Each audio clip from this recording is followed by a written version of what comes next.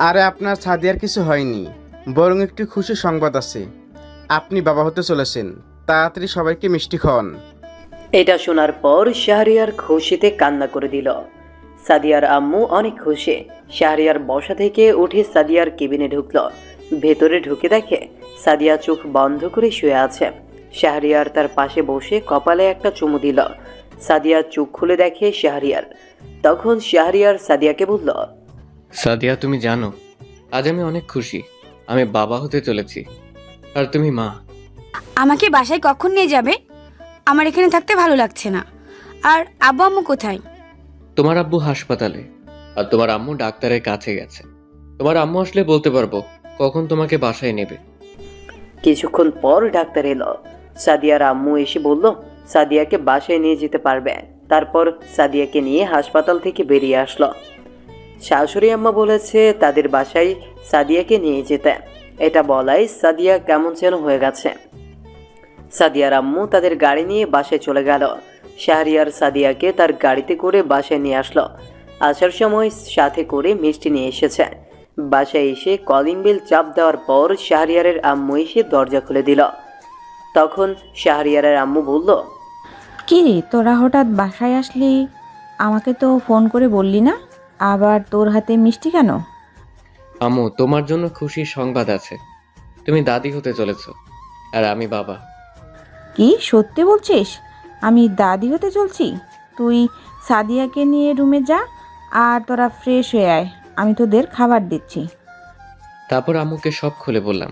ঠিক আছে, কিন্তু রাইজা কোথায়? ওকে তো দেখছি না। রাইসা তার একমাত্র বান্ধবীর বাসায় গেছে। ওখানে নাকি কিছুদিন থাকবে। আমিও আর মানা করি নাই। সারাদিন বাসায় থাকে, কোথাও যায় না। ঠিক আছে বলে সাদিয়া আর শাহরিয়ার রুমে চলে আসলো। রুমে আসার পর সাদিয়া ওয়াশরুমে চলে গেল। সাদিয়া বাসায় আসার পর একটা কথাও বলে নাই। শাহরিয়ার মনে মনে ভাবতে লাগলো, সাদিয়া মা হওয়ার কথা শুনে একটু খুশি হলো না কেন? সাদিয়ার কি হয়েছে? সে তো আগে এমন ছিল না। কিছুক্ষণ পর সাদিয়া ওয়াশরুম থেকে বেরিয়ে আসলো। তার শাহরিয়ার ওয়াশরুমে ঢুকে ফ্রেশ হয়ে বেরিয়ে এসে দেখে সাদিয়া মোবাইলে কার সাথে যেন চ্যাটিং করছে। শাহরিয়ারকে দেখে মোবাইল রেখে দিল। তারপর দুজনে রুম থেকে বেরিয়ে খাবার টেবিলে চলে গেল। খাবার খেয়ে শাহরিয়ার রুমে চলে আসলো। শাহরিয়ার রুমে এসে সাদিয়ার মোবাইল হাতে নিল, কিন্তু তার মোবাইল লক করা। তখন শাহরিয়ার খুলতে গিয়ে আরো অবাক হলো, কারণ সাদিয়ার লক চেঞ্জ করে ফেলছে। কিছুক্ষণ পর সাদিয়ার রুমে আসলো। এসে দেখে তার মোবাইল শাহরিয়ারের হাতে। তখন শাহরিয়ার তাকে বলল, কি ব্যাপার সাদিয়া, তোমার মোবাইলের লক চেঞ্জ করেছো? আমাকে তো বলো নাই। কবে করেছো লক? করেছি আর কিছুদিন আগে। আর আমার মোবাইল আমি যখন তখন লক করতে পারি, সেটা কি তোমাকে জিজ্ঞেস করতে হবে? সাদিয়া, তুমি আমার সাথে এভাবে কথা বলছো কেন? আমি তোমার স্বামী, তাই তোমাকে জিজ্ঞেস করতেই পারি। তোমার সাথে কথা বলতে আমার ভালো লাগছে না। সরো, আমি ঘুমাবো। আর আমি কালকে আমাদের বাড়িতে যাব। তোমার আম্মুর সাথে কথা হয়েছে, যতদিন না বাচ্চা হবে ততদিন আমার বাসায় থাকবো। তাহলে আম্মু একা একা বাসায় থাকবে কেমন করে? কিছুদিন পর রাইজার রেজাল্ট দেবে, তারপর তো সে কলেজে ভর্তি হবে। সেটা আমার দেখার বিষয় না। আর বাসায় তো রুমা খালা আছে, তাহলে সমস্যা কোথায়? আর আম্মু বাসায় একা একা থাকে। ঠিক আছে, তুমি যখন বলছো তাহলে যাও। আমি কখনো বাধা দিব না, তবে নিজের খেয়াল রেখো। আমি কয়েকদিন পর পর গিয়ে দেখে আসবো। সাদিয়া আর কোনো কথা না বলে বিছানার এক পাশে শুয়ে পড়ল। শাহরিয়ার কোনো কথা না বলে শুয়ে পড়ল। সাদিয়া অনেক পাল্টে গেছে, আর তার মোবাইলের লক হঠাৎ চেঞ্জ করলো কেন তা শাহরিয়ারকে জানতেই হবে। দেখতে দেখতে 5 মাস চলে গেছে। রাইসা অনেক ভালো রেজাল্ট করেছে। তাকে বাসার কাছে একটা কলেজে ভর্তি করিয়ে দিল শাহরিয়ার। আর সাদিয়াকে কয়েকদিন পর পর দেখে আসতো, কিন্তু তাদের বাসায় গিয়ে মাঝে মাঝে দেখে সাদিয়া কার সাথে যেন কথা বলে। এইটা নিয়ে শাহরিয়ার কিছু বলে না, কারণ শাহরিয়ার সত্যিটা জেনে গেছেন। একদিন শাহরিয়ার ক্যাম্প থেকে বাসার দিকে যাচ্ছিল। হঠাৎ রাফি ফোন দিয়ে বলল তার সাথে দেখা করতে তাদের অফিসে। তখন শাহরিয়ার গাড়ি ঘুরিয়ে তাদের অফিসে চলে গেল। তার কেবিনে ঢুকে বলল। তখন রাফি বলল, শাহরিয়ার, তোকে আজকে একটা সত্যি কথা বলি। তোর বউয়ের সাথে আমি সবসময় কথা বলি, কারণ আমি তাকে পরীক্ষা করতে আছি। দেখতে চেয়েছি সাদিয়া তোর প্রতি কেমন ভালোবাসা আছে। সাদিয়া কি তোকে ছাড়া অন্য কাউকে ভালোবাসবে? কিন্তু আমার ধারণা ঠিকই ছিল। সাদিয়ার সাথে সাথে কথা বলতে বলতে তাকে ভালোবাসার কথা বলি, তখন সে রাজি হয়ে যায়। তার অনেকগুলো ছবি আমাকে দিছে, তবে খারাপ কোনো ছবি দেয় নাই, কিন্তু আজ পর্যন্ত আমার ছবি ওকে দেয় নাই। আমি জানি তুই জীবনে অনেক কষ্ট করেছিস, তাই তোর বউকে পরীক্ষা করতে এমন কিছু করি। রাফির কথা শুনে শাহরিয়ার তো পুরো অবাক হয়ে গেল। তার মানে সাদিয়া শাহরিয়ারের সাথে বিয়ে হওয়ার পর প্রেম করে? রাফির জায়গায় অন্য কেউ হলে তো শাহরিয়ারকে ছেড়ে চলে যেত। তখন শাহরিয়ার রাফিকে বলল, রাফি, তুই সাদিয়ার সাথে কন্টিনিউ কথা বলে যা। যখন তোর প্রতি অনেক দুর্বল হয়ে যাবে, তখন তুই তার সাথে কথা বলা বন্ধ করে দিবি এবং সব জায়গা থেকে ব্লক করে দিবি। তারপর আমার অত্যাচার শুরু হবে, কারণ সে এখন প্রেগনেন্ট, তাই কিছু করব না। এইভাবে আরো কিছুক্ষণ কথা বলে বাসায় চলে আসলো। এই ছিল সত্যটা। এবার বর্তমানে আসা যাক। আজকে প্রধান শাহরিয়ারকে ফোন দিয়ে তার সাথে দেখা করতে বলেছে, তাই শাহরিয়ার প্রধানের অফিসে চলে গেল। অফিসের ভেতরে ঢুকে সেলুট দিয়ে সালাম দিল। প্রধান শাহরিয়ারকে দেখে বলল, আরে শাহরিয়ার, কেমন আছো? বাসার সবাই কেমন আছে? তোমাকে কিছুদিনের জন্য এই কলেজে যেতে হবে। তোমার সাথে আরও কিছু সেনা সদস্য যাবে। ওই কলেজে না কি প্রতিদিন একটা একটা করে মেয়ের লাশ পাওয়া যায়, কিন্তু কেউ ওই খুনিদের ধরতে পারে না। তাই আমি চাই তুমি ওই কলেজে যাবে এবং খুনিদের বের করবে। ঠিক আছে স্যার, আমি যাব। আর কবে যেতে হবে? তুমি কালকে সকালে রওনা দাও, আর তোমরা সবাই সিভিল পোশাকে যাবে। যেই করেই হোক ওই খুনিদের ধরবে। যত সাহায্য লাগে আমি করব। তারপর আরো কিছুক্ষণ কথা বলে প্রধানের কেবিন থেকে বেরিয়ে বাসায় চলে আসলো। রাফির সাথে সাদিয়ার কি কথা হয়, রাফি শাহরিয়ারকে সবকিছু বলে। কলিং বেল চাপ দেওয়ার পর রাইসা এসে দরজা খুলে দিল। তার সাথে কিছুক্ষণ কথা বলে রুমে চলে আসলো। রুমে এসে ওয়াশরুমে ঢুকে ফ্রেশ হয়ে খাবার খেয়ে রুমে এসে শুয়ে পড়ল। সকালে শাহরিয়ারের আম্মু আর রাইসাকে বলে বাসা থেকে বের হয়ে আসলো। গাড়ি থেকে সোজা ক্যাম্পে চলে গেল। শাহরিয়ারের সাথে যারা যাবে তাদের নিয়ে কলেজের উদ্দেশ্যে রওনা দিল। প্রায় 5 ঘন্টা পর সে কলেজ থেকে একটু দূরে একটা বাসার সামনে গাড়ি থামালো, কারণ বাসাটা প্রধান আগে ঠিক করে রেখেছে। তারা সবাই বাসার ভেতরে চলে গেল। ওইদিকে রাফি আর সাদিয়ার মধ্যে কি চলছে শুনে আসা যাক। রাফি মোবাইলে কি যেন চিটিং করে সাদিয়ার সাথে কথা বলছে, যাতে সাদিয়ার গলার কণ্ঠ চিনতে না পারে। এই জীবন, আর এত তারা কিসের? এখনো কিন্তু তোমার পেটের রাফির বাচ্চা, ওকে জন্ম না দেওয়া পর্যন্ত কেমনি নিয়ে আসি। তাহলে এক কাজ করি, এই বাচ্চাটা মেরে ফেলি, তাহলে আর সমস্যা হবে না। তুমি কি পাগল হয়ে গেছো? এটা তোমার আরও আগে চিন্তা করার দরকার ছিল। এখন সময় নেই, কারণ এখন প্রায় 5 মাস চলে গেছে। এখন তোমাকে বাচ্চা হওয়া পর্যন্ত অপেক্ষা করতে হবে। ঠিক আছে, আমি তাই করব। তারপর আমি তোমাকে বিয়ে করব। বলে ফোন কেটে দিয়ে শাহরিয়ারকে ফোন দিল রাফি। তারপর রাফি শাহরিয়ারকে সব খুলে বলল। রাফির কথা শুনে মাথা পুরো গরম হয়ে গেল। মাত্র খাবার খেয়ে রুমে শুয়ে মোবাইল টিপতেছিল, তখন রাফি ফোন দিয়ে এই কথা বলে। এতদিন শাহরিয়ারেরও সাদিয়ার উপর রাগ ছিল, কিন্তু এখন শাহরিয়ারের তার প্রতি ঘৃণা হচ্ছে।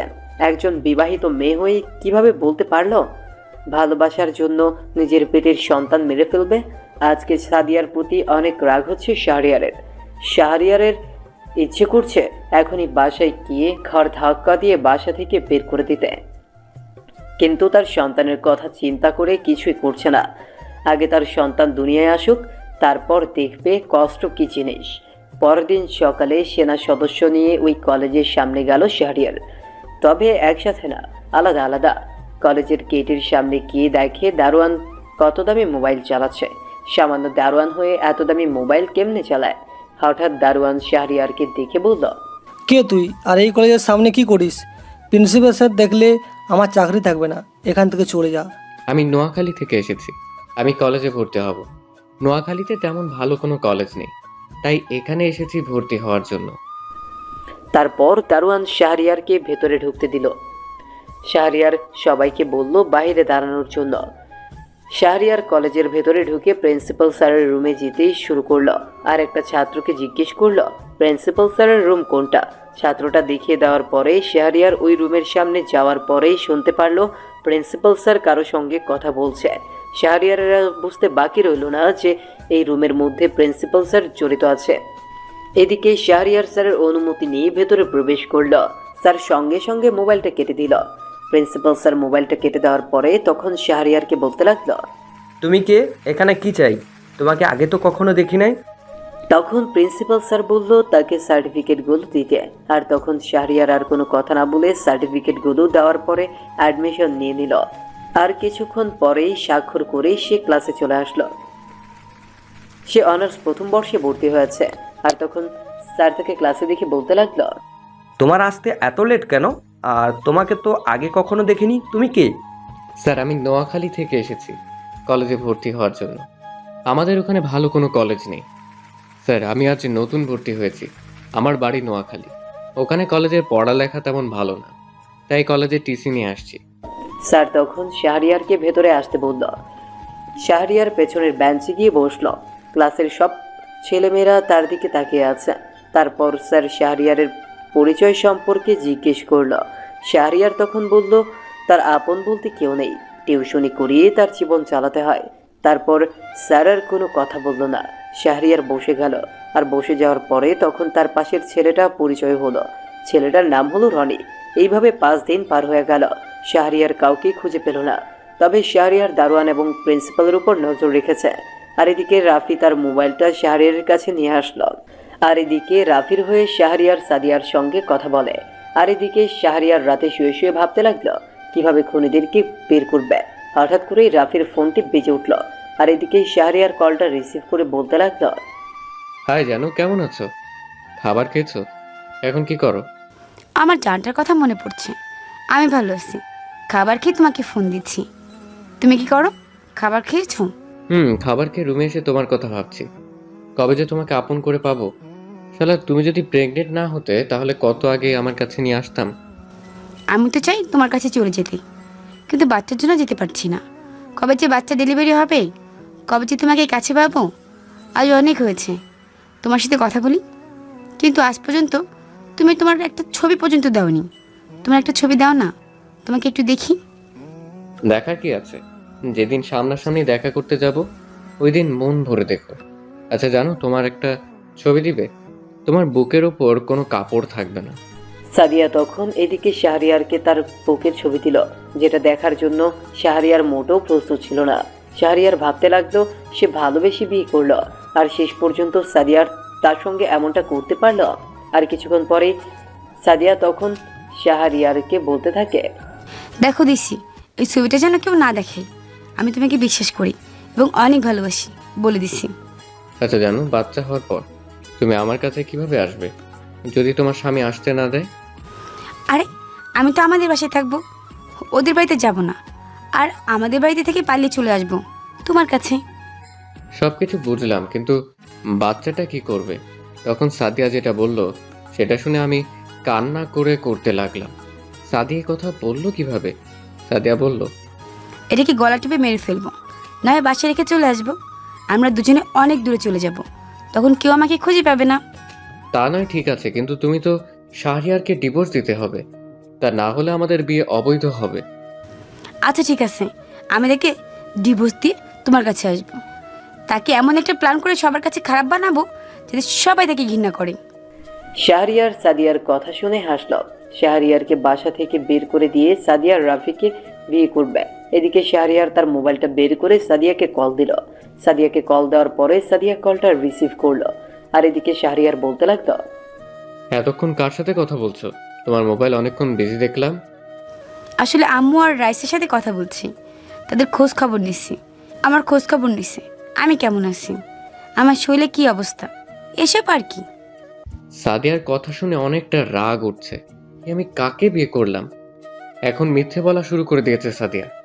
মনে মনে বললাম, এবার আমি সাদিয়াকে বললাম, ঠিক আছে ভালো থেকো, নিজের শরীরের যত্ন নিও, সামনে আমাদের ঘর উজ্জ্বল করার জন্য সন্তান আসছে। সাদিয়া ঠিক আছে বলে কলটা কেটে দিল। শাহরিয়ারকে কোনো কিছু বলতে না দিয়ে শাহরিয়ারের সাদিয়ার প্রতি ঘৃণা জমে গেছে। সাদিয়ার প্রতি এখন আর আগের মতো ভালোবাসাটা নেই। শাহরিয়ার এখন একটা মিশনে আছে, আর এই মিশন শেষ করার পরেই সাদিয়ার ব্যবস্থাটা করবে। তার আগে তার সন্তান পৃথিবীতে আসুক। আর এইসব ভাবতে ভাবতে শাহরিয়ার যে কখন ঘুমিয়ে গেল বুঝতেই পারল না। সকালে শাহরিয়ার ঘুম থেকে উঠে সবাইকে নিয়ে কলেজে গেল। এই 5 দিনে একটাও খুন হয়নি। বিষয়টা শাহরিয়ারের কাছে অন্যরকম লাগছে। শাহরিয়ার ভেতরে ঢুকে দেখতে পারলো একটা মেয়ের লাশ পড়ে আছে, তার পাশে রনি দাঁড়িয়ে আছে।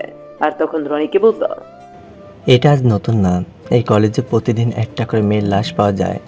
পুলিশ অনেক তদন্ত করছে, কিন্তু খুনিকে এখনও বের করতে পারে নাই। তবে এই 5 দিন কোনো মেয়ের লাশ পাওয়া যায়নি, কিন্তু হঠাৎ আজকে পাওয়া যায়। হঠাৎ একটা পুলিশের গাড়ি আসলো, তারপর ওই মেয়েকে গাড়িতে উঠিয়ে নিয়ে গেল। তারপর প্রিন্সিপাল স্যার সবাইকে ক্লাসে যেতে বলল। শাহরিয়ার আর রনি ক্লাসে চলে আসলো।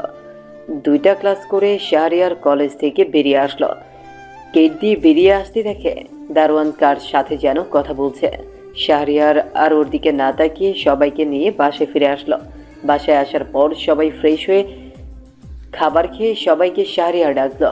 সবাই আসার পর শাহরিয়ার তাদের মধ্যে রহিমকে বলল, স্যার আপনার কথা মতো আমরা বাইরে খেয়াল করছি, কিন্তু কাউকে সন্দেহ করতে পারি নাই। তবে দেখলাম দারোয়ানের মোবাইলে কিছুক্ষণ পর পর ফোন। ঠিকই ধরেছ। আমার মনে হয় এই খুনের ভিতরে দারোয়ানের হাত আছে। আমরা সবাই তাকে প্রো করতে হবে। এই দারোয়ানকে ধরতে পারলে হয়তো খুনিদের খুঁজে বের করা যাবে। তোমরা সবাই রাতে রেডি থেকো। আজকে রাতে লুকিয়ে কলেজের গেট থেকে শুরু করে ভিতরে এবং চারপাশে সিসি ক্যামেরা লাগাতে হবে। আমি প্রধানকে ফোন করে বলে দিচ্ছি। তারপর তাদের সাথে আরো কিছুক্ষণ কথা বললাম। তারা চলে যাওয়ার পর আমি প্রধানকে ফোন দিলাম। প্রধান ফোন ধরার পর আমি বললাম, আসসালামু আলাইকুম স্যার, কেমন আছেন? আমি আলহামদুলিল্লাহ ভালো আছি। তুমি কেমন আছো? আর ওইদিকে কি খবর? কেউ কি সন্দেহ হয়েছে? আমি ভালো আছি স্যার। আজকে কলেজে একটা মেয়ের লাশ পাওয়া গেছে, কিন্তু কেউ কিছু বলতে পারছে না। পুলিশ এসে লাশটা নিয়ে গেছে। আর আমাদের সন্দেহ হয় কলেজের দারোয়ানকে, কারণ তার মোবাইলে একটু পরপর ফোন আসে, আর মোবাইলটাও দামি। কাউকে কি সন্দেহ হয়েছে? তাহলে আমার মনে হয় ওই দারোয়ানের এই খুনের সাথে জড়িত আছে। তোমরা ওকে ফলো করবে, ওকে ধরতে পারলে কিছু একটা বেরিয়ে আসবে। ঠিক বলছেন স্যার।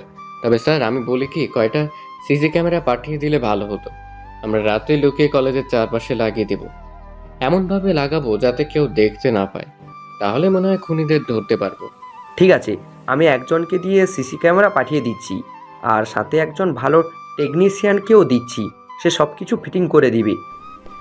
শাহরিয়ার ঠিক আছে বলে ফোন কেটে দিল। হঠাৎ তার পাশের মোবাইলটা বেজে উঠল। তাকিয়ে দেখে সাদিয়া ফোন দিছে। শাহরিয়ার ফোনটা ধরার সাথে সাথে সাদিয়া বলতে লাগলো, ওই, তুমি আজকে সকাল থেকে আমাকে ফোন দাওনি কেন? আমি সেই সকাল থেকে ফোন দিচ্ছি, কিন্তু তোমার ধরার কোনো খবর নেই। আসলে জানো, অফিসে অনেক কাজ, তাই ফোন ধরতে পারিনি। প্লিজ তুমি রাগ করো না। এখন বলো কি করো? দুপুরের খাবার খেয়েছো? শাহরিয়ার মনে মনে বলল, আর কিছুদিন অপেক্ষা করো সাদিয়া, শুধু তার সন্তান দুনিয়ায় আসুক, তারপর তোমাকে বাসা থেকে বের করে দিব। তখন দেখবে আপন মানুষকে কষ্ট দিলে কেমন লাগে। শাহরিয়ার মনে মনে বলল, আচ্ছা ঠিক আছে, আমি ভালো আছি। খাবার খেয়ে তোমাকে ফোন দিচ্ছি। তুমি এখন কি করো? খাবার খেয়েছো তুমি? মাত্র খাবার খেয়েছি। ভাবছি তোমাকে ফোন দেব, কিন্তু তার আগেই তুমি ফোন দিয়েছো। ও আচ্ছা জীবন, তুমি কি আমাকে সত্যি ভালোবাসো? তুমি আমার সাথে আগে থেকে কম কথা বলো। তুমি জানো না আমি তোমাকে অনেক ভালোবাসি, তাই চিন্তা হয়। কোথায় জানো? আমি তো তোমার সাথে প্রতিদিন কথা বলি। আর তুমি তো জানো নিজেদের অফিস দেখাশোনা করি। অফিসে কাজ রেখে তো আর তোমার সাথে কথা বলতে পারি না। তোমাকে বুঝতে হবে। প্লিজ জীবন, তুমি আমাকে কখনো ছেড়ে যেও না। আমি তোমাকে অনেক ভালোবাসি। তোমাকে আমি না পেলে আত্মহত্যা ছাড়া কোনো উপায় থাকবে না। সাদিয়ার কথা শুনে আমি তো অবাক হয়ে গেলাম। এত ভালোবাসা! হায়রে সাদিয়া, তুমি তো জানো না এই ভালোবাসা বেশি সময় থাকবে না। আমি সাদিয়াকে বললাম, আচ্ছা সাদিয়া, তুমি আমাকে না দেখে কিভাবে ভালোবাসলে? তোমার শাহরিয়ার কি তোমাকে ভালোবাসে না? আরে ও তো একটা হাদারাম, আমাকে ঠিকভাবে আদর করে না, সারাদিন কাজ নিয়ে পড়ে থাকে। আর আমি তোমাকে ভালোবাসি। তোমার কথা শুনে তুমি অনেক সুন্দর করে কথা বলতে পারো। তোমার কথা শুনে আমি প্রেমে পড়ে গেছি। আমি আজ প্রথম দেখলাম কোনো মেয়ে আমার কথা শুনে এবং না দেখে প্রেমে পড়তে। কিন্তু আমি যদি কালো হই, তাহলে কি তুমি আমাকে ভালোবাসবে? যে ছেলের ভয়েস এত সুন্দর, দেখতে কখনো খারাপ হবে না। আমি তোমাকে ভালোবাসি। তোমার চেহারা কেনা, তুমি কালো হলেও তো মানুষ।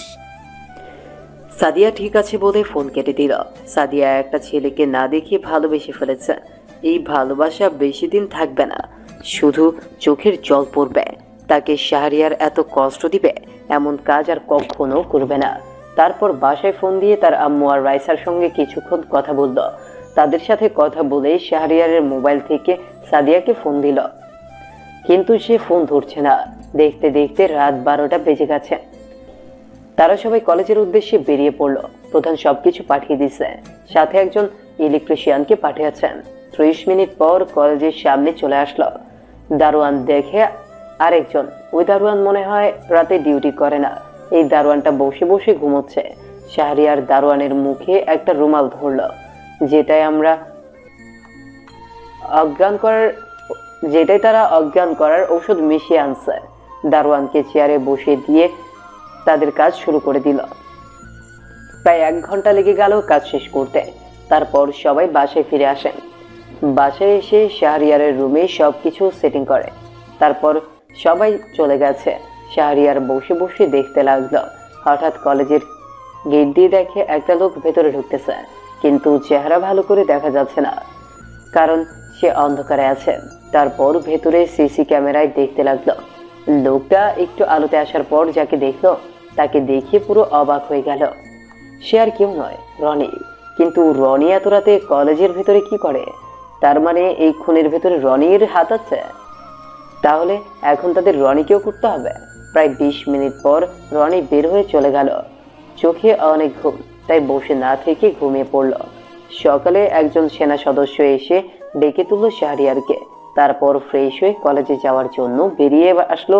একটা রেস্টুরেন্ট থেকে নাস্তা করে কলেজে চলে গেল। কলেজের গেটে গিয়ে দেখে দারোয়ান মোবাইলে কথা বলছেন। শাহরিয়ার ওর দিকে না তাকিয়ে ভেতরে চলে গেল। হঠাৎ কে যেন পেছন থেকে শাহরিয়ারের ঘাড়ে হাত দিল।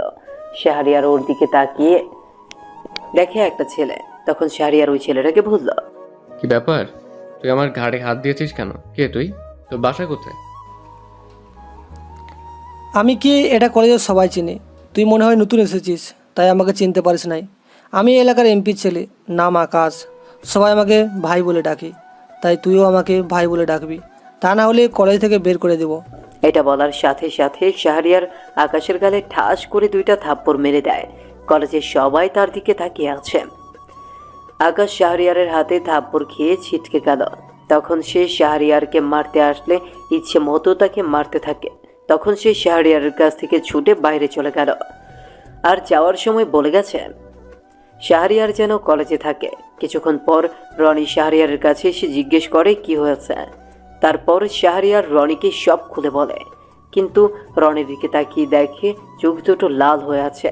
রনি শাহরিয়ারকে বলল, তোর কাজটা ঠিক হয়নি, কারণ আকাশ এমপির লোক। কারণ এমপির কথায় এই কলেজ চলে, কোনো ছাত্রছাত্রী কিছু বলতে পারে না। আল্লাহ জানে আকাশ তোর আজকে কি করে। তুই বাসায় চলে যা, আকাশ লোক নিয়ে এসে মারবে। আমি দেখি ওই এমপির ছেলে আমার কি করতে পারে। ক্ষমতা দেখিয়ে মানুষের উপর অন্যায়ভাবে অত্যাচার করে যাবে, এটা আমি দাঁড়িয়ে দেখবো? তার আগে বল, তোর চুল লাল হয়ে আছে কেন? আসলে আজকে সকালে চোখে কি যেন পড়েছে, তাই লাল হয়ে আছে। ওসব কথা থাক, তোর ভালোর জন্য বলছি, তুই চলে যা। শাহরিয়ার রনিকে আর কোনো কথা বলতে না দিয়ে ক্লাসে নিয়ে আসলো। কিছুক্ষণ পর স্যার ক্লাসে আসলো। স্যারের সাথে প্রিন্সিপাল স্যার ঢুকলো। শাহরিয়ারের সামনে এসে ঠাস করে 2টা থাপ্পড় দিয়ে বলতে লাগলো, তোর সাহস কি করে হয়? তুই এমপির ছেলের গায়ে হাত তুলেছিস? তুই এখনই কলেজ থেকে বেরিয়ে যা, তা না হলে তোকে ওই এমপি মেরে ফেলবে। স্যার, আমরা কি অন্যায়ের প্রতিবাদ করতে পারবো না? এভাবে তারা ক্ষমতা দেখিয়ে মানুষের উপর অন্যায় অত্যাচার করবে, তাকে আমরা চেয়েছে দেখবো? এই কলেজে আসার পর শুনি কারা জানি একটা একটা করে মেয়েকে মেরে কলেজের ভিতরে ফেলে যায়, কিন্তু পুলিশ তাদের ধরতে পারছে না। এভাবে যদি চলে তাহলে তো নিজের বোনকে বাহিরে একা একা ছাড়া যাবে না। আপনার মেয়েকে যদি এভাবে মেরে ফেলে, আপনি কি বসে থাকবেন? তোকে এত কথা বলতে বলেছি? তোকে বলেছি কলেজ থেকে বেরিয়ে যেতে, তা না হলে এমপির লোক তোকে মেরে ফেলবে। যার নিয়ে বাঁচতে চাইলে এক্ষুনি চলে যা। হঠাৎ একটা পুলিশ এসে ক্লাসে ঢুকে শাহরিয়ারের কলার ধরে বাইরে নিয়ে যায়। বাইরে এসে দেখে অনেকগুলো পুলিশ দাঁড়িয়ে আছে। শাহরিয়ারকে সোজা গাড়িতে উঠিয়ে নিয়ে গেল। গেট দিয়ে গাড়ি বের হওয়ার পর সেনা সদস্য এগিয়ে আসতে চাইলে শাহরিয়ার হাতের ইশারায় বলল প্রধানকে ফোন দিয়ে বলতে। হঠাৎ গাড়ির রাস্তার মাঝখানে দাঁড়িয়ে যায়।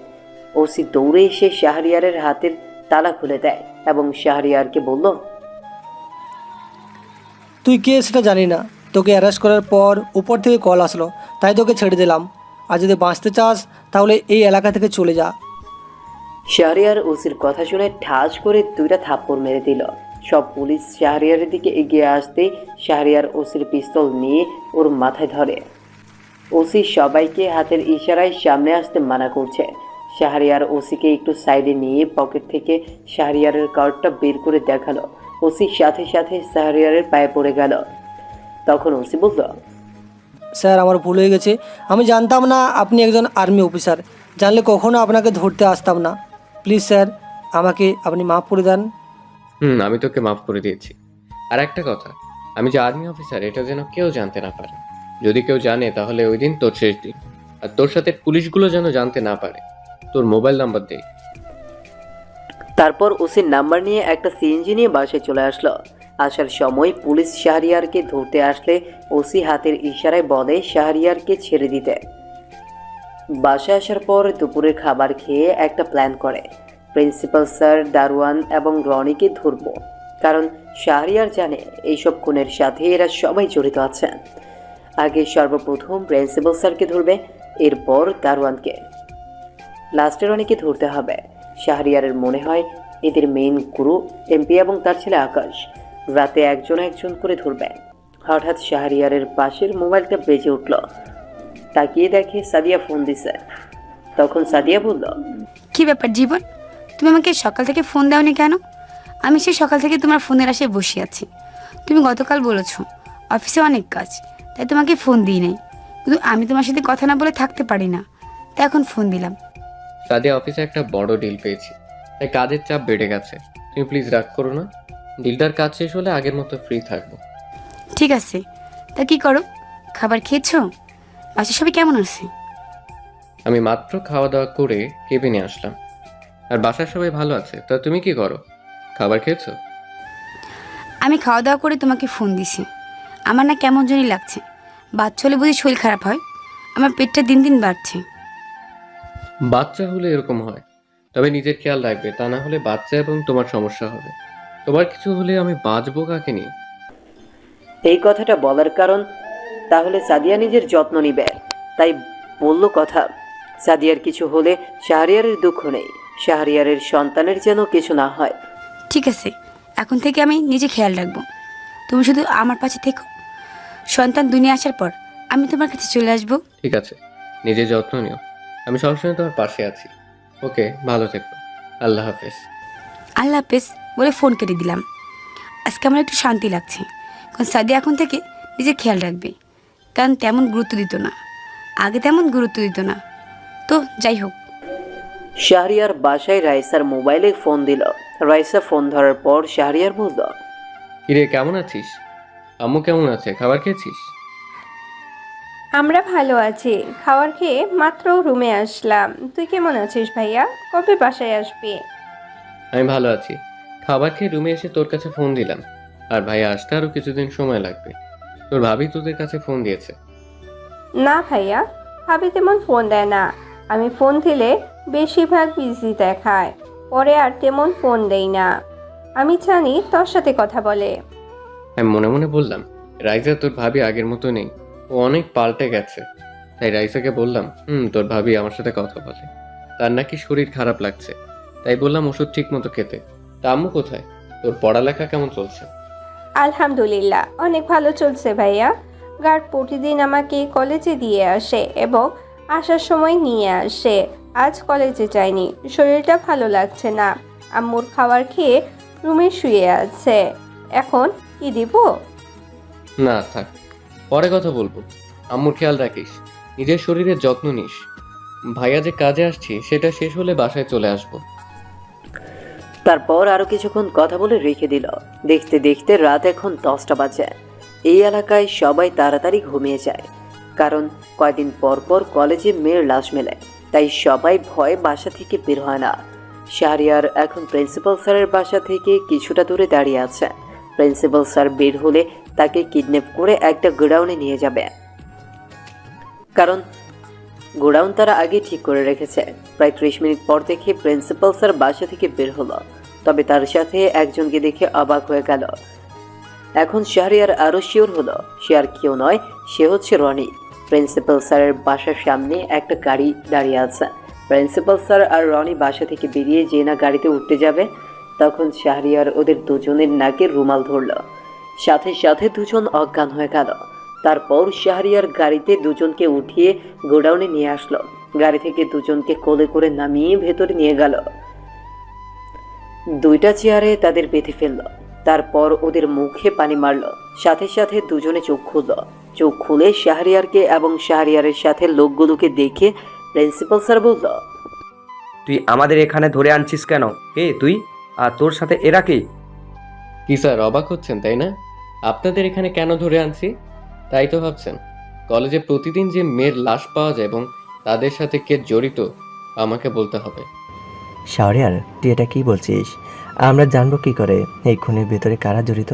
তুই তো জানিস আমি তোর বন্ধু, একসাথে কলেজে পড়ি, আর প্রিন্সিপাল স্যার তো কিছুই জানে না।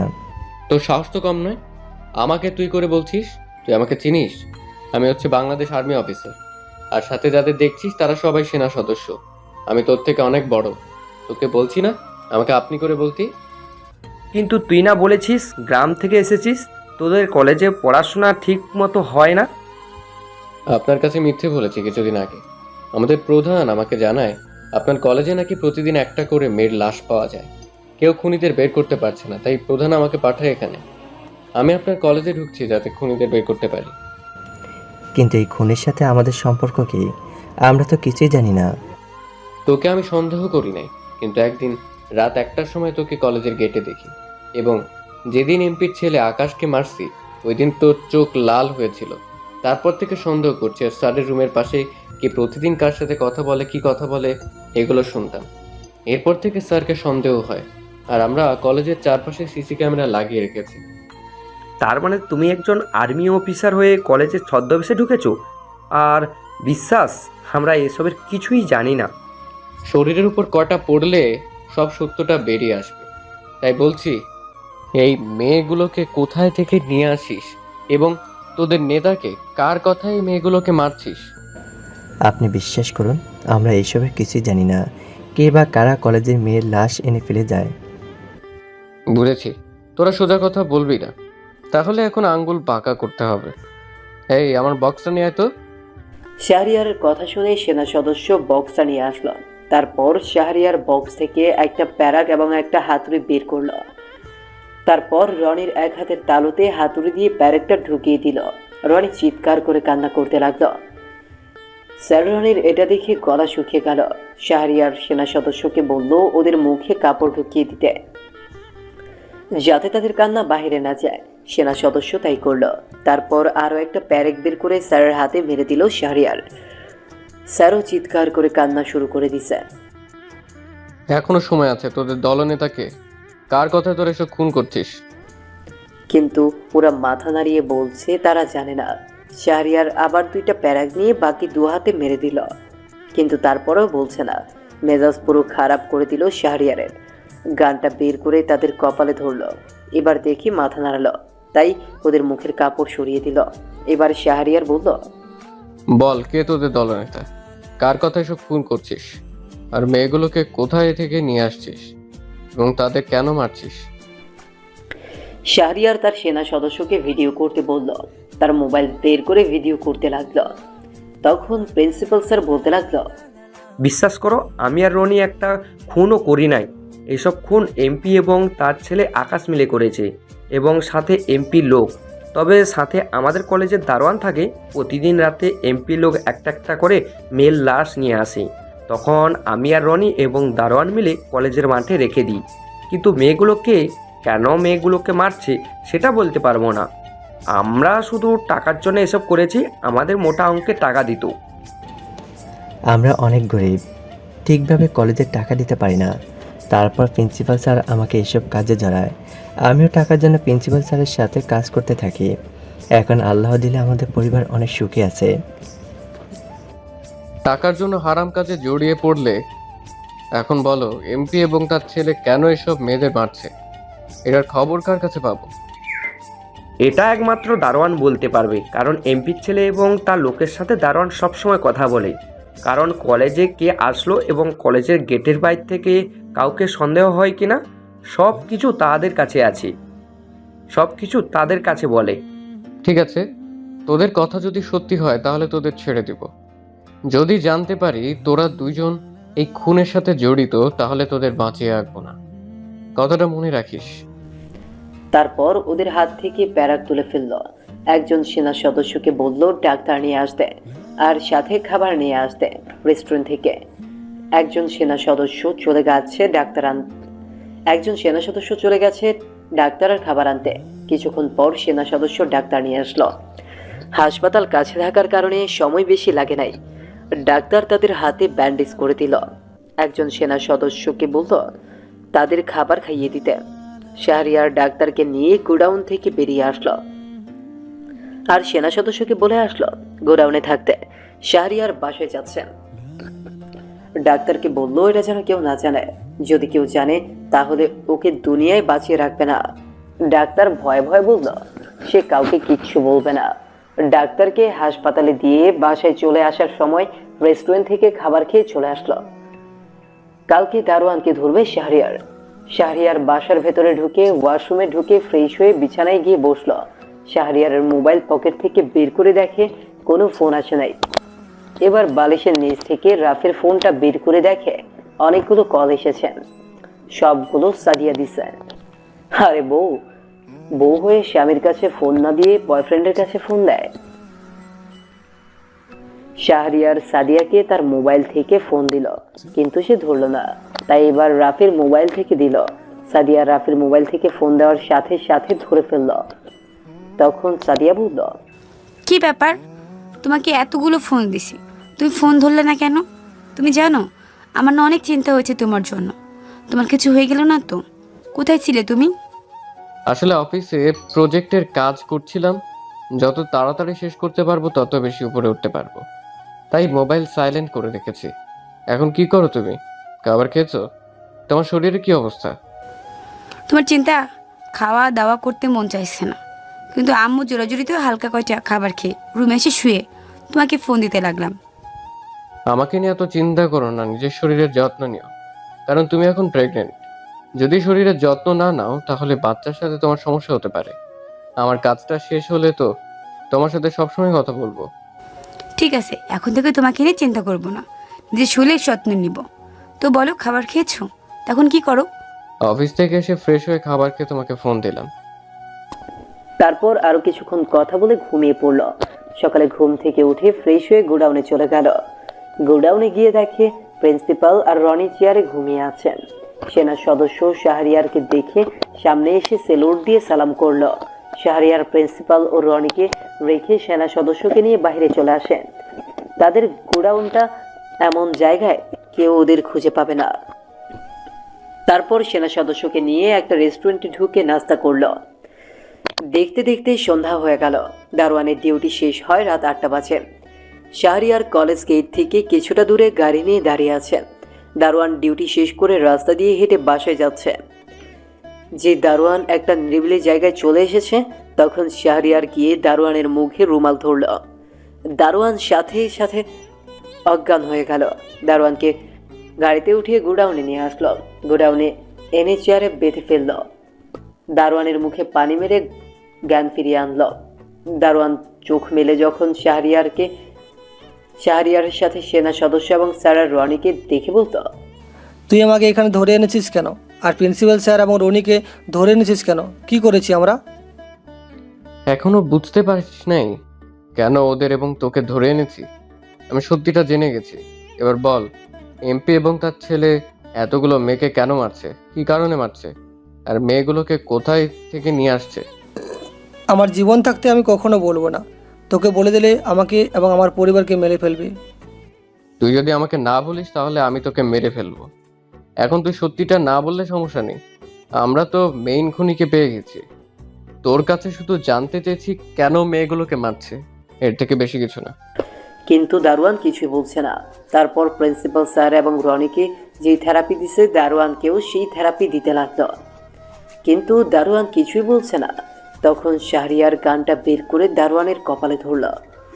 তারপর দারোয়ান বলতে লাগলো, আমাকে মারিস না, আমি বলতেছি এটা এমপি এবং তার ছেলে ধান্দা। তারা বড় লোক দেখিয়ে দেখে তাদের মেয়েদের কিডন্যাপ করে এবং তাদের কাছে টাকা দাবি করে। যারা টাকা দেয় তাদের মেয়েকে ছেড়ে দেয়, এবং যারা টাকা দেয় না, পুলিশের ভয় দেখায়, তাদের মেয়েকে মেরে ফেলে। তারপর সে মেয়েগুলোর লাশ আমাদের কাছে দেয়, আমরা রাতে কয়দিন মাঠে ফেলে রাখি, পরে পুলিশ এসে নিয়ে যায়। এই কাজে আমাদের টাকা দেয়। শাহরিয়ার দারোয়ানের কথা শুনে বুঝলো তাহলে এমপি এবং তার ছেলে মিলে বড় লোকদের ব্ল্যাকমেইল করে। এতক্ষণ দারোয়ানের সব কিছু ভিডিও করা হয়েছে।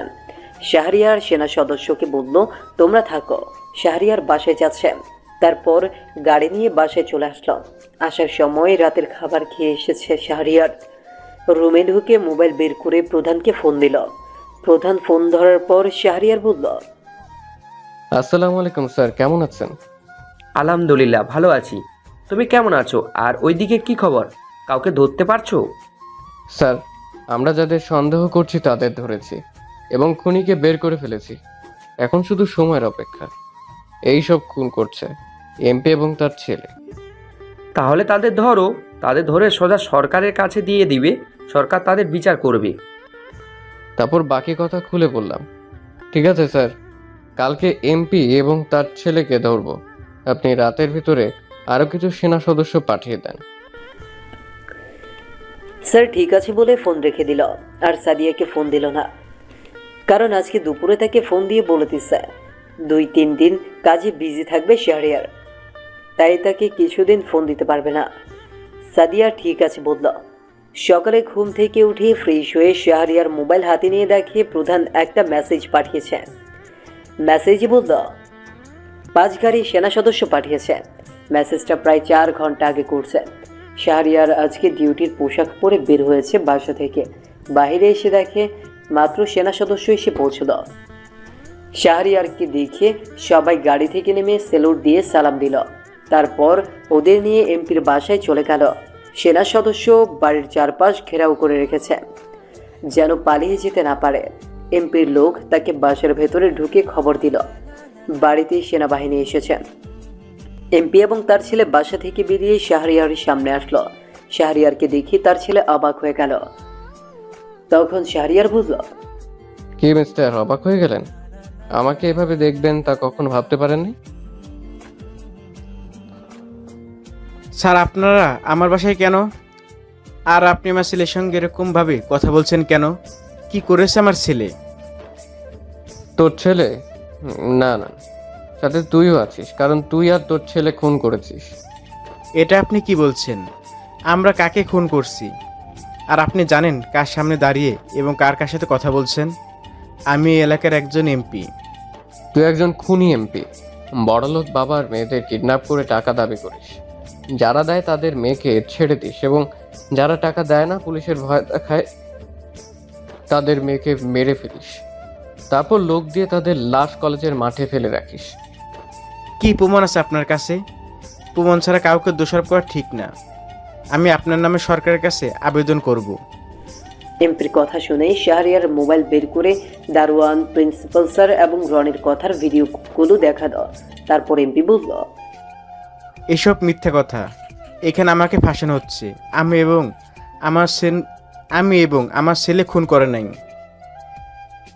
আমি জানতাম তুই এমন কথা বলবি, তাই তো গতকাল রাতে দারোয়ানের মোবাইল হাতে নিয়ে দেখতে থাকি। তখন একটা ভিডিও এবং কয়েকটা ছবি আসে। ভিডিওর মধ্যে তুই এবং তোর ছেলে একটা মেয়েকে ছুরি দিয়ে আঘাত করছিস। এটা দারোয়ান ভিডিও করছে, আর ছবিগুলো হলো তুই এবং তোর ছেলে যতগুলো মেয়েকে খুন করছিস তাদের সাথে ছবি। তখন শাহরিয়ার এমপিকে ছবি এবং ভিডিওগুলো দেখালো। এমপির কথা আর বের হয় না, কথা বন্ধ হয়ে গেছে। এমপি এবং তার ছেলেকে ধরে গাড়িতে তুলল। তারপর ঢাকার উদ্দেশ্যে রওনা দিল। আর ওইদিকে সেনা সদস্য, দারোয়ান, প্রিন্সিপাল স্যার এবং রনিকে নিয়ে ঢাকায় নিয়ে গেল। প্রায় 5 ঘন্টা পর শাহরিয়ার ঢাকায় এসে পৌঁছে গেল। শাহরিয়ার আদালতের সামনে চলে আসলো। গাড়ি থেকে নেমে দেখে অনেক মিডিয়া চলে এসেছে। শাহরিয়ারকে দেখে সব মিডিয়ার সামনে চলে আসলো। শাহরিয়ারকে নানান ধরনের প্রশ্ন করল। শাহরিয়ার তাদের প্রশ্নের উত্তর দিয়ে ভেতরে চলে গেল। সরকারি লোক এসে এমপি এবং তার ছেলেকে ভেতরে নিয়ে গেল। শাহরিয়ারের কাজ দেখে প্রধান, মেজর, কর্নেল তারা অনেক খুশি হয়েছে। তাদের সাথে কিছুক্ষণ কথা বলে গাড়ি নিয়ে বাসায় চলে আসলো। কলিং বেল চাপ দেওয়ার পর রাইসা এসে দরজা খুলে দিল। রাইসার সাথে কিছুক্ষণ কথা বলে ভেতরে চলে গেল শাহরিয়ার। শাহরিয়ার ভেতরে ঢুকে তার আম্মুর রুমে গেল। তার আম্মুর সাথে কথা বলে নিজের রুমে চলে আসলো। ওয়াশরুমে ঢুকে ফ্রেশ হয়ে সবার সাথে খাবার খেয়ে রুমে এসে শুয়ে পড়ল। পরের দিন সকালে ঘুম থেকে উঠে ফ্রেশ হয়ে নাস্তা করে প্রধানের অফিসে যেতে লাগলো, কারণ প্রধান সকালে ফোন দিয়ে বলেছে আসতে। প্রধানের অফিসের সামনে গিয়ে দেখে অনেক বড় করে একটা স্টেজ করছে। সেখানে উপস্থিত আছে প্রধান, মেজর, কর্নেল আরও অনেকে। শাহরিয়ার অফিসারদের পাশে একটা সিটে গিয়ে বসল।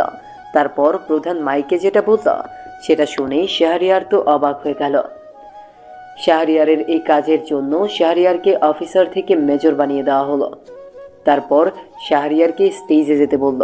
শাহরিয়ার স্টেজে যাওয়ার পর প্রধান শাহরিয়ারকে মেজরের ব্যাচ পরিয়ে দিল। তারপর মাইকে কিছু কথা বলল। শাহরিয়ারকে শপথ করানো হয়েছে। এখন শাহরিয়ার আর্মি অফিসার থেকে মেজর হয়ে গেছে, তবে শাহরিয়ারকে কিছু ট্রেনিং দিতে হবে। তো যাই হোক, প্রধানের অফিস থেকে সোজা বাসায় চলে আসলো। বাসায় এসে কলিং বেল চাপ দিল। রাইসা এসে দরজা খুলে দিল। রাইসা শাহরিয়ারকে দেখে বলল, কি রে ভাইয়া, আজকে তোকে অন্যরকম লাগছে কেন? মানে তোর পোশাক কেমন যেন চেঞ্জ হয়ে গেছে, কারণটা কি জানতে পারি? বলবো, আগে বল আম্মু কোথায়? আম্মুকে ডেকে আন, তারপর আম্মুর সামনে বলবো। আম্মু পাকঘরে, তুই ভিতরে আয়, আমি আম্মুকে ডেকে আনছি। রাইসা চলে গেল আম্মুকে ডাকতে। শাহরিয়ার সিকিউরিটি গার্ডকে বলল গাড়ি থেকে মিষ্টির প্যাকেট নিয়ে আসতে। প্রধানের অফিস থেকে আসার সময় মিষ্টি কিনে এনেছে শাহরিয়ার। কিছুক্ষণ পর রাইসা শাহরিয়ারের আম্মুকে নিয়ে শাহরিয়ারের সামনে আসলো। সিকিউরিটি মিষ্টি এনে দিয়ে গেছে। তখন শাহরিয়ারের আম্মু আর রাইসার মুখে মিষ্টি দিয়ে বলল, আম্মু, আমি আর্মি অফিসার থেকে এখন মেজর হয়েছি। সকালে প্রধান একটা অনুষ্ঠান করে আমাকে মেজরের ব্যাচ পরিয়ে দিল। এটা তো অনেক খুশির সংবাদ। যা শ্বশুরবাড়িতে গিয়ে খবরটা দিয়ে আয়, আর কিছুদিন থেকে আয়। সাদিয়া এখন অসুস্থ, তার পাশে থাকা তোর জরুরি। শাহরিয়ারের আম্মু ঠিক আছে বলে পাকঘরে চলে গেল। রাইসা তার রুমে চলে গেল। শাহরিয়ার দাঁড়িয়ে না থেকে নিজের রুমে চলে আসলো। শাহরিয়ার নিজের রুমে আসার পরে ভাবতে লাগলো সাদিয়ার কথা। সাদিয়া তার সঙ্গে এমনটা না করলেও পারত। সে তো তার জীবনটা দিয়ে ভালোবেসেছিল, কিন্তু সাদিয়া কেন তার সঙ্গে এমনটা করলো? শাহরিয়ার এইসব ভাবছে, আর হঠাৎ করেই চোখ দিয়ে অনবরত পানি ঝরছিল। শাহরিয়ার এখন তাকে ঠিক আগের মতোই ভালোবাসে। যতই মুখ দিয়ে বলুক না কেন, সে তাকে ঘৃণা করে। আসলে এটা কখনো সম্ভব না। শাহরিয়ার রেডি হয়ে নিল, উদ্দেশ্য সাদিয়ার কাছে যাবে। রেডি হয়ে তাড়াতাড়ি করে সাদিয়ার কাছে চলে আসলো। আর কলিং বিল দেওয়ার পরেই সাদিয়ার আম্মু এসে দরজা খুলে দিল। সাদিয়ার আম্মু এসে দরজা খুলে দেওয়ার পরে তখন শাহরিয়ারকে দেখে বলতে লাগলো, বাবা, তুমি কেমন আছো? অনেক দিন পরে আসলে। তোমার কথা প্রায়ই জিজ্ঞাসা করি। তুমি নাকি কোনো একটা মিশনে আছো, আর টিভিতে তো তোমার ইন্টারভিউ দেখলাম। দোয়া করি অনেক বড় হও। জি মা, আমার জন্য দোয়া করবেন, আমি যেন আরো বড় হতে পারি। আচ্ছা সাদিয়া কোথায়? সাদিয়া কেমন আছে এখন? এখন মোটামুটি ভালো আছে। যাও, সাদিয়া তার রুমেই আছে, রুমে গিয়ে তার সঙ্গে কথা বলো। সাদিয়া তার রুমে বসেছিল আর মোবাইল টিপছিল। আর এদিকে শাহরিয়ার সাদিয়ার রুমে আসার পরে দেখতে পারলো সাদিয়া মোবাইলের মধ্যে মনোযোগ। এতদিন পরে শাহরিয়ার আসলো, আর অথচ তার কোনো খেয়ালই নেই। আর তখন শাহরিয়ার নিজে থেকেই সাদিয়াকে জিজ্ঞেস করতে লাগলো, কেমন আছো সাদিয়া? সাদিয়া কোনো কথাই বলল না। সাদিয়া তখনই শাহরিয়ারের সামনে রাফিকে কল দিল, কিন্তু মোবাইলটা বন্ধ বলছে। আর এদিকে শাহরিয়ার খুবই ভালো করে বুঝতে পারলো যে সে কাকে কল দিচ্ছে। আর এদিকে শাহরিয়ার চুপচাপ তার পাশে বসলো। আর বসার পরে তখন সাদিয়ার হাত জোর করে নিয়ে বলতে লাগলো, দেখো সাদিয়া, আমি তোমার সঙ্গে কিছু কথা বলতে চাই। আমি জানি যে তুমি কোনো একটা সম্পর্কের মধ্যে জড়িয়ে গেছো, কিন্তু বিশেষ করে এসব কিন্তু ভালো না। তুমি এগুলো থেকে ফিরে আসো, আবারও আমাদের সুন্দর একটা সংসার হবে। আমি চাই না যে তুমি আমার কাছ থেকে দূরে চলে যাও। তোমার কিসের অভাব তুমি বলতে পারবে? তোমাকে আমি সব কিছু দিয়ে আগলে রেখেছি, কিন্তু শেষ পর্যন্ত তুমি এমনটা কেন করলে আমি সব কিছু জানি। আমি জানি না। আমি তোমার কাছ থেকে ডিভোর্স চাই। শুধু শুধু তোমার পেছনে পড়ে থাকলে লাভ নেই। আমি শুধু তোমার সন্তানের জন্য এখন পর্যন্ত তোমাকে ডিভোর্স দিইনি।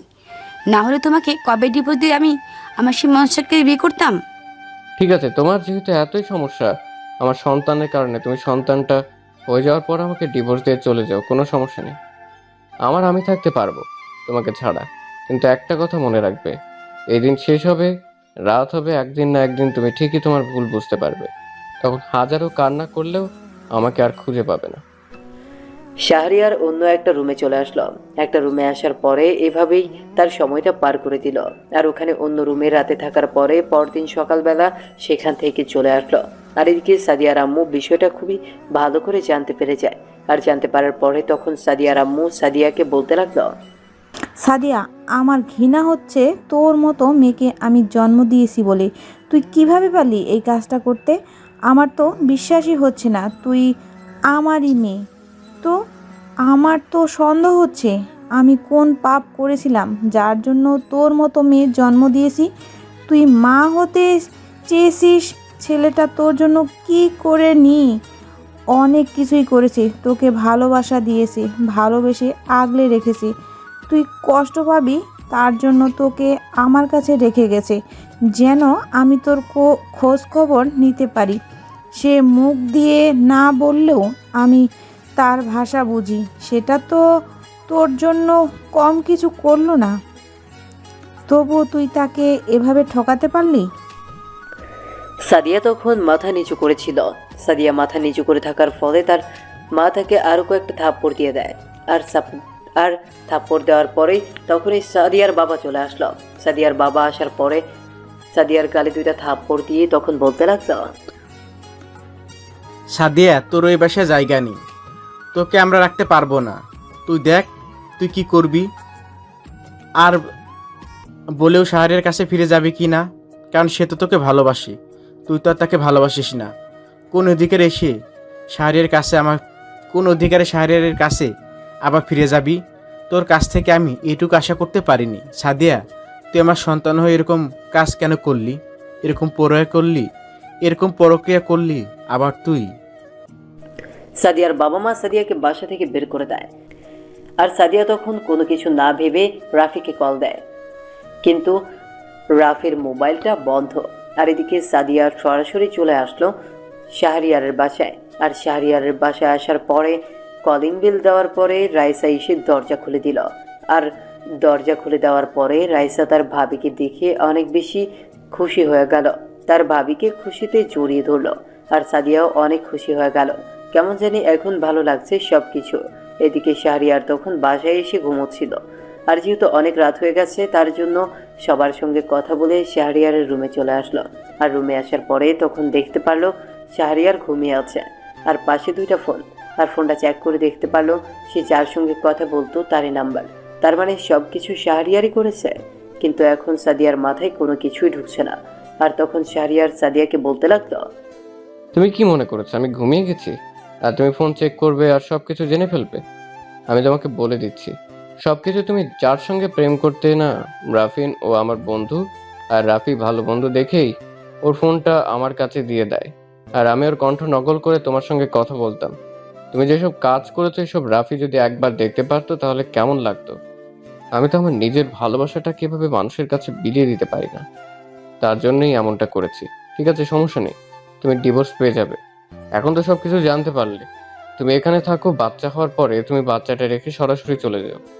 আর আমি রাফির সঙ্গে কথা বলে দেখি, যদি রাফি তোমাকে বিয়ে করে আমার তাতে কোনো আপত্তি নেই। সাদিয়া মাথা নিচু করে শুনছিল। সাদিয়া এখন তার ভুল বুঝতে পেরেছে, সে কত বড় ভুল করেছে। সাদিয়া তখন শাহরিয়ারের পা ধরে ক্ষমা চাইতে শুরু করলো। আর ক্ষমা চাইতে চাইতে তখন বলতে লাগলো, প্লিজ তুমি আমাকে ক্ষমা করে দাও। আমি এতদিন তোমাকে একটা ভুল বলেছিলাম। আমি একটা মেয়েকে তোমার পাশে সবসময় দেখতাম আর ভাবতাম যেটা হয়তো তোমার গার্লফ্রেন্ড। তুমি তার সঙ্গে এভাবে কথা বলতে, আমাকে একটা আন্নার নাম্বার থেকে এসব কিছু জানায়। আর আমি তার পাশে তোমার ছবি দেখতে পাই। আর এই কারণে আমি ভেবেছিলাম যে আমি যদি এসব করি তো তুমি কষ্ট পাবে এবং তুমি ভালোবাসার কষ্টটা বুঝতে পারবে। দেখো, একদম মিথ্যা কথা বলবে না। আমি কোনো মেয়ের সঙ্গে কথা বলিনি। হ্যাঁ, কথা বলা লাগে আমার কাজের জন্য, আমার অনেক জনের সঙ্গেই কথা বলা লাগে, ছবি তোলা লাগে। তার জন্য তুমি যে কাউকে আমার গার্লফ্রেন্ড বা আমার ভালোবাসার মানুষ মনে করবে, এটা তো ঠিক না। আমাকে রাফির নাম্বার থেকেই ছবিগুলো পাঠিয়েছিল, আর এই কারণেই তার সঙ্গে পরিচয় হয়। আর আমি সিদ্ধান্ত নিয়েছিলাম তার সঙ্গে কথা বলবো। নারী কারণে আমি শুধুমাত্র অভিনয় করে গেছি। তারপর সাদিয়া সবকিছুই দেখালো শাহরিয়ারকে। শাহরিয়ার সবকিছু দেখার পরে অবাক হয়ে গেল, কারণ রাফি অনেকগুলো ছবি এডিটিং করে কিছু কিছু মেয়ের সঙ্গে এগুলো সরাসরি সাদিয়ার কাছে পাঠিয়েছিল। এমনকি একটা ছবির মধ্যে শাহরিয়ার একটা মেয়ের সঙ্গে শুয়ে আছে, এরকম একটা ছবিও সাদিয়ার কাছে দিয়েছে। আর পুরনো মেসেজগুলো দেখে অবাক হয়ে গেল। তার মানে রাতে তার সংসার ভাঙার জন্য চেষ্টা করছিল। এবার শাহরিয়ারের কাছে সবকিছু পরিষ্কার হয়ে গেল। শাহরিয়ার বুঝতে পারলো সাদিয়া কেন এমনটা করেছে। এতদিন সাদিয়া সবকিছুই যে বিশ্বাস করে শাহরিয়ারকে কষ্ট দেওয়ার জন্য এরকমটা করেছে। শাহরিয়ার তখন সাদিয়াকে নিয়ে বের হয়ে যায় আর বাইকে করে সোজা রাফির বাসার সামনে চলে আসলো। রাফির বাসার সামনে আসার পরে রাফিকে নিচে নামতে বলল। আর রাফি নিচে নামার পরে তখন সাদিয়া রাফিকে একটা থাপ্পড় মারলো।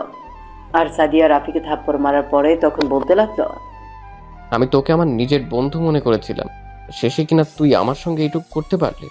তুই আমার ছবি ডেটিং করে সাদিয়ার কাছে পাঠিয়ে দিয়েছিস, আর আমাদের মধ্যে ভুল বোঝাবুঝি করেছিস। তারপরে সাদিয়া আমাকে কষ্ট দেওয়ার জন্য তোর সঙ্গে প্রেমের অভিনয় করেছে এতদিন, আর এ কারণে আমি নিজেও যতটা কষ্ট পেয়েছি সাদিয়াও ঠিক ততটাই কষ্ট পেয়েছে। কেন এমনটা করতে গেলি? আসলে আমার খালাতো বোন তোকে অনেক বেশি ভালোবাসে। তুই আমার খালাতো বোনকে অপমান করেছিলি, ফিরিয়ে দিয়েছিলি, আর তার প্রতিশোধ নেওয়ার জন্যই আমি এমনটা করেছিলাম। এর চেয়ে আর বেশি কিছু নয়। প্লিজ দোস্ত, আমাকে ক্ষমা করে দে।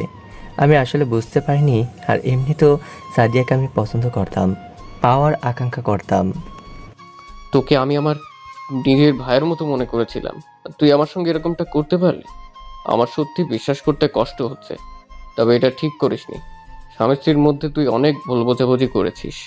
প্লিজ আর কারোর সঙ্গে এরকমটা করিস না।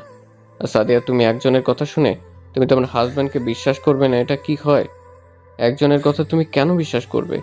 তোমার কি তার প্রতি কোনো বিশ্বাস বা আস্থা ছিল না? সবসময় তোমাকে হারানোর ভয় করতাম, কারণ এই কারণে